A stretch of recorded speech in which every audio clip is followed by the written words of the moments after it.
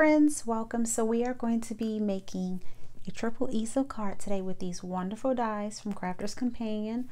So obviously the first, if you enrolled in auto ship, you will have more of those coming. I did not get in the auto ship. I pretty much got what I wanted on the first set, which was the hearts and the storybook, and this one is my favorite. So this is the one that we're going to be working with today.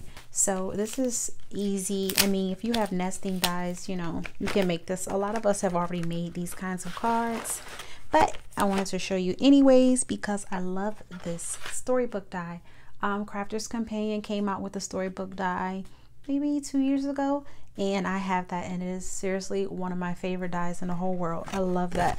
So cute. So this comes with an instruction booklet, and then it also shows you some of the other dies that you're going to get if you participate in the auto ship. This one I wouldn't mind having, the little floral shape one, but whatever. So anyways, this is super easy. So what you're going to get is you are going to get a total of 6 of the seven. 6 are, you're gonna get 2 of the larger, 2 of the smaller, medium size. I'm sorry, 2 of the larger, 2 of the medium size, and 2 of the smaller. And then you're gonna get the teeny tiny one for your stopper, because if you guys make easel cards, you know we need something to make the card stop. So the good thing about this is that each book layer is going to be a stopper for the book behind it. So let's go ahead and get started. So what's going to happen is you're going to need to have 3 folded bases, and you're going to take the large one and then skip one. You're going to go to the next large one and then skip one, and you're going to go to the next large one. Okay, so it's the 3 largest of the dies. So for the first set, it's the largest one. The second one is the largest, and you can pretty much see you skipped one on your packaging. So then I have a folded card base, and what's going to happen is you're going to need to take it, and the pointy side is the bottom of your booklet. So you would just place that over your fold, and you're going to leave some space here. And then you just, if you need to put a piece of tape on it and run it through, you're going to run it through your die cutting machine. Okay, so I already did my first layer, which is the largest one, and I did that here. So now I need to do the 2 smaller ones. So this is the largest of the medium size, so I'm going to do that like that. And then this one is the largest of the smaller one. And then, like I said, your little points are the bottom of the book. So then I'm just going to put some low tack tape on that and run that through my die cutting machine. Okay, so then when you run it through, you should have your, be careful taking this off. I'm using Crafter's Companion's low tack tape, and just remove this, and you should have a folded little folded book. Okay, so then you're going to put, there we go. So let me get rid of this part. And then now what you want to do is take the same dies, and like I said, I already did my first one.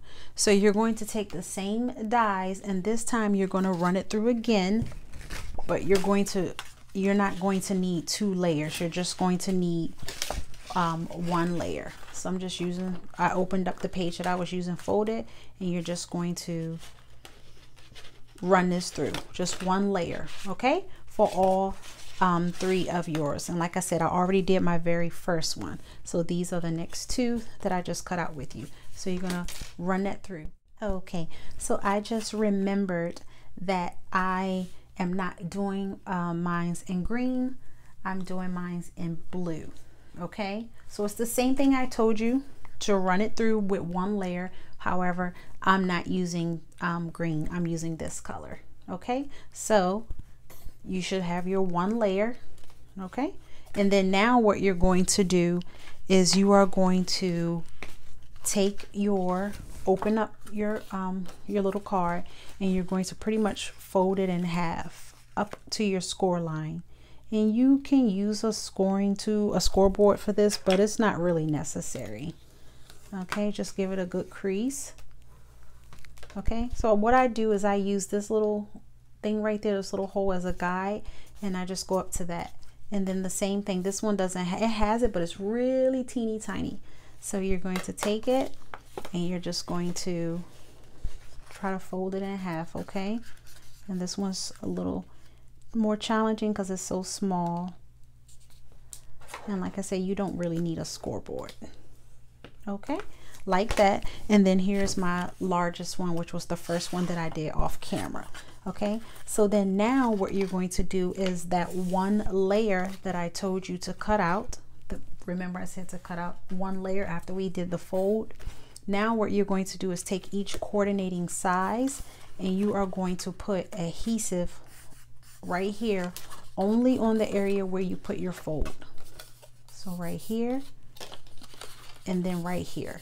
And then what you're going to do, let me just demonstrate it. Duh. Okay, so I'm going to start with my largest one and I'm just going to flatten it. Okay, just going to flatten it out, and then I'm going to take some, where is my, I'm not prepared, huh? Let me take my, well, what's in front of me? I'll use some score tape. Okay, so I'm looking for my tape runner, but I have no idea where it is right now. So what's going to happen is I am going to just take some score tape, use your tape runner or glue, and you're just going to put it only in that area.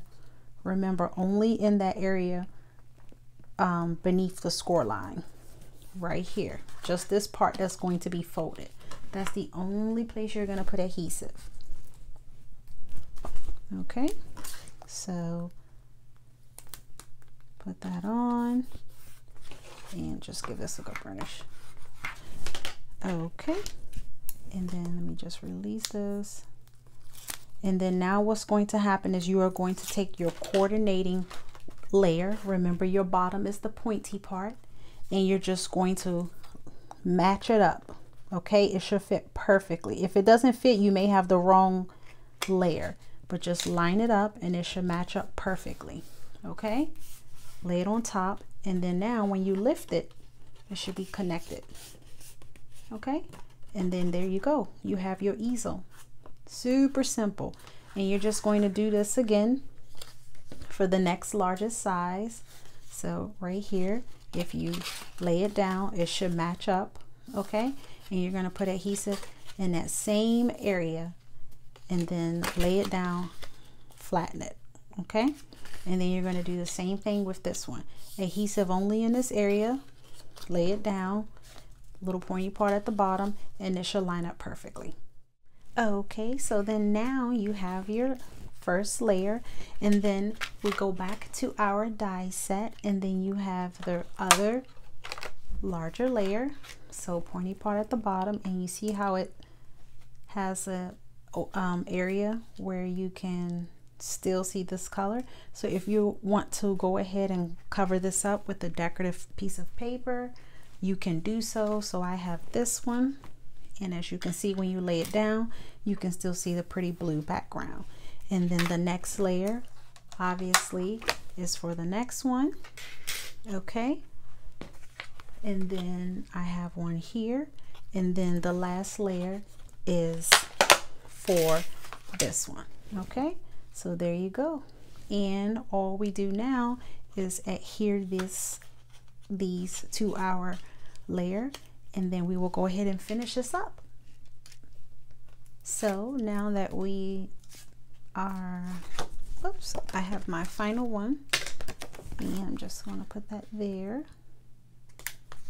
So then now what we have to do is figure out how do we want our, like, which direction. So you can do it the standard way, which is directly facing, one facing the other, and it will look like this. Just, that's the standard way, super easy. Or you can start turning it to the left, to the right, however. Okay, so I have not figured out how I want mine. I think honestly I'm just going to do it like this. So it's like standard, but I'm going to move the middle one to the side a little. Now I actually think I want to It's like I kind of want to keep it standard because it's, you know, it's a little scene that I built with the papers. So I kind of want to just keep it. So see, you have the little wheelbarrow and then you have the gate leading to the house. So I think I'm going to keep mine straight. But if you want to alter it, you would just put your adhesive on this side. So let's say if you wanted it like this to come sideways, then just put adhesive only on this area. Do not put it all on the back. So just right there. And then if you want this one to sit right here, then you would just put adhesive. You just have to make sure that it's enough adhesive in the area where it needs to stick. Okay.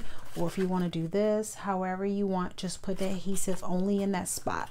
And then right here, only in that spot. And each one should, if there is nothing, like there's nothing in the front here, you're going to have to put a stopper here. And then this one also doesn't have it. There's nothing holding this from, it can stand up on its own, but you want it to really stand up, you will need another stopper here. But if you do it like this way or that way, you would only need a stopper in the front, okay? Because these are supporting the next one. So I'm just going to do it standard, but I did do one slightly curved and I'll show you that in a moment. So if you're going to do it standard, you see the little holes I was talking about earlier? That's kind of like a guide as to where the other one is going to, the layer behind it is going to like rest. So pretty much all I need to do is put adhesive right here. So I'm just going to use my score tape because like I said, I have no idea where my tape runners are. I'm not organized. So remember, I'm going to put it right here. So I don't need adhesive all down here, just at the top here, just at the top. So, and then you're just going to line it up. It won't line up exactly because this is smaller. But what I mean by say lining it up, I'm talking about, see the little point right there? Like just like that. And you pretty much just figure out where you want it. So I'm going to stand it up and I'm going to push this back. And then I guess I can put it like right here. Okay.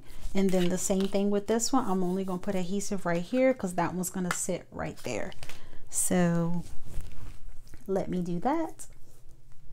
And then you can put the little stopper in the front, which is the teeny tiny little storybook die that you have to cut out. I already cut mine out, so it looks like this. You're gonna need this one for the front. Okay, so and then let's see, we're gonna place this one right there. Okay, so see how this is supporting this one, this one is supporting this one, but we need something to support the front. So when you cut out the little teeny tiny one, which is this one right here, you need to put some foam tape under it so that it can stand up. So I have a piece of the little foam mount board tape from the Dollar Tree, and you can find this in the utility section.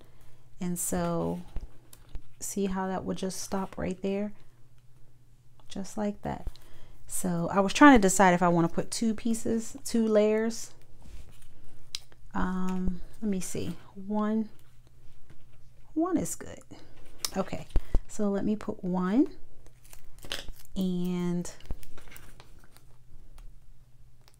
just place it where you would like it, and there you go. You have your beautiful triple easel. How pretty is that? I know it's kind of tough to see with the, so there you go. So then now you can further decorate it, you know, if you have space or whatever.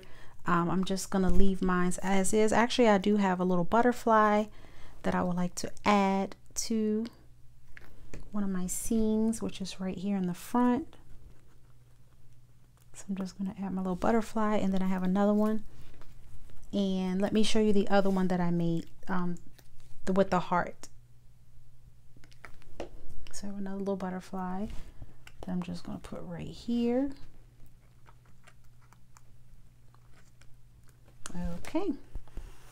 And then let me show you the heart. So the heart is right here, and this is what it looks like folded flat. And so then you would just open it,